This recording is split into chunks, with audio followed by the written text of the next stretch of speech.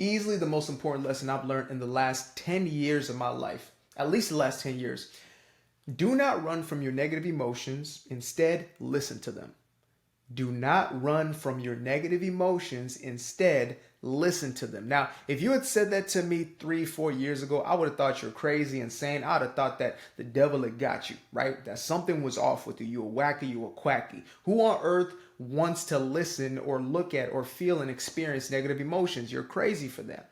But now, at this very moment in time, I sit with my emotions. I embrace those emotions because I understand that they are a gateway. They are literally my vehicle into the inner world where things are happening, where life is actually taking place. They are really the key indicator to my transformation and change into the person I desire to be. This is how. Well, first and foremost, I have to explain what emotions are in the first place, right? Most of us believe emotions are just this like secondary thought. We believe that our creator just oopsie daisy threw them in there by mistake, right? Was just sugar and spice and everything nice was getting poured up, and then boom, this elixir got poured up in there, and then all of a sudden, damn, we had these emotions we got to deal with. That's not the case. Emotions are actually a focal point of being human. They are indicators for us. So they are basically the equivalent of your dashboard in your car. They're there to show you when something is going on within your car system, right? You are the car and the dashboard is your emotions.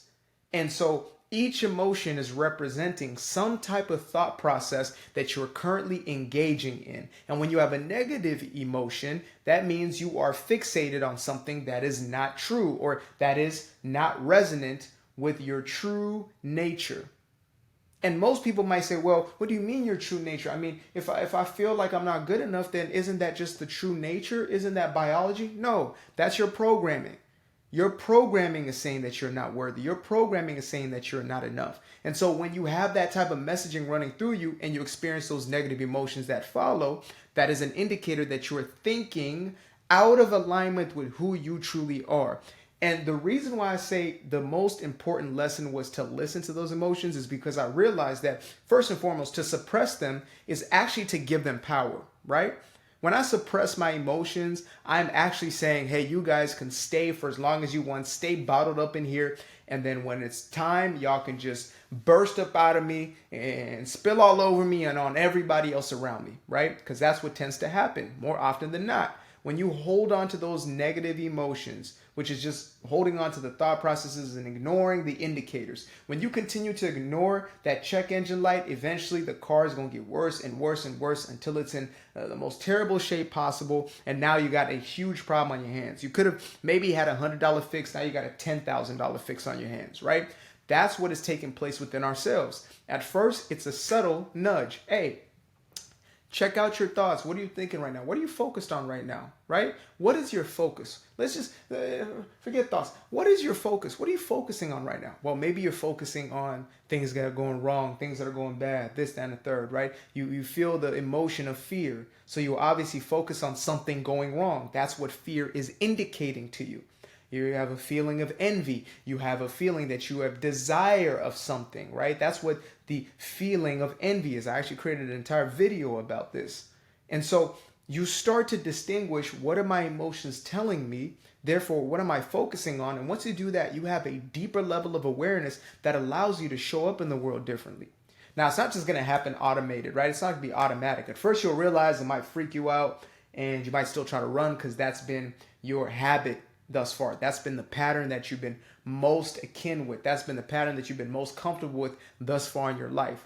But then there's going to come a time when you are introspective, you are honest with your emotions, you're willing to sit with them. And again, you might think to yourself, why would I sit with them? Well, because you want to investigate them as deeply as possible. Like for me, I don't want to know the surface level of what's going on in the engine. I want to know the deepest rooted thing in the engine so I can take care of that and so I can have my car running as smoothly as possible. I don't want it manufactured, or I don't want a manicure, this type of cosmetic fix. I don't need that. Not in my life. In my life, I want to know the very, very deepest root, like what is actually going on.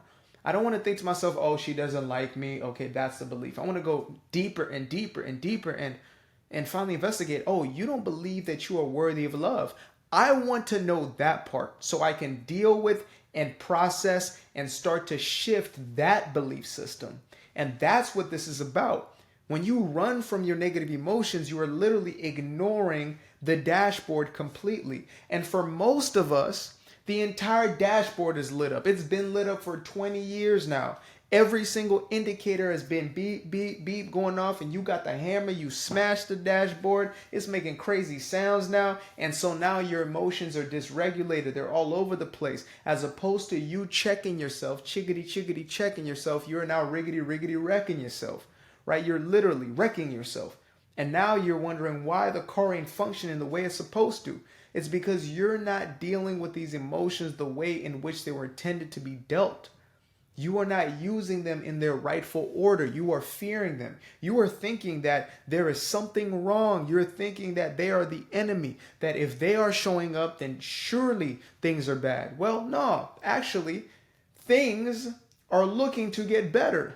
It's like the reason why we have the feeling or the sensation of pain is so we know that there's something going on, let's say, that apparatus or that part of the body, right? So if you burn your hand, that's going to get you, well, the pain is going to get you to move your hand so you don't burn your whole hand off. If you didn't have pain, you would keep your hand on the stove and you will fry your entire arm, and eventually you just got a cooked hand and now your hand is gone, right?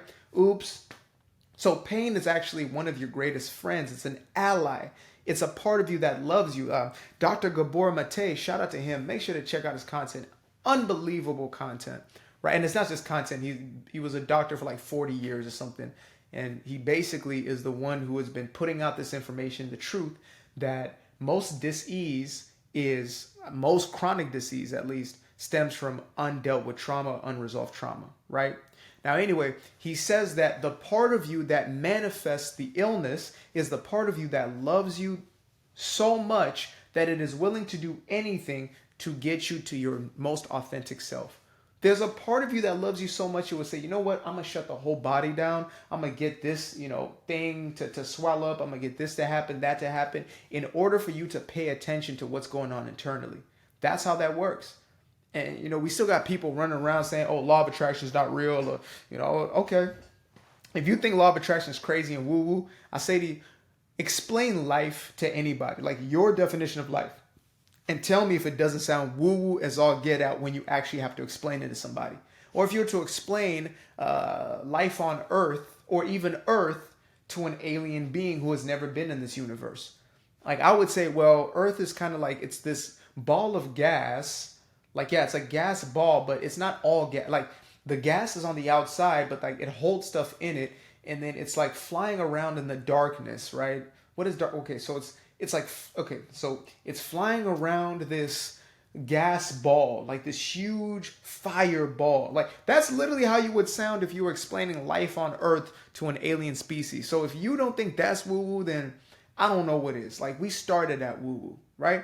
So we really have to start getting to a place where we open our minds, right? And we open our hearts and we allow ourselves to start seeing life a little differently than we ever have. We've been programmed to believe certain things. We've been programmed to run from things we're supposed to actually get exposed to, like fear. I used to think fear was the worst of emotions. I wanted to eradicate it completely, until I realized that fear was the greatest indicator of the things that would propel my life forward. Not danger, right? Or that feeling of intense danger, like something's actually taking place, right? I'm not talking about that. What I'm talking about is that sensation of, ooh, something might go wrong if I do this thing, right? And we get fear for all types of reasons. Having a conversation with somebody can be the most dreadful experience. Like for myself, one conversation I literally feared for 3 to 4 years of my life. Having one conversation. Imagine that.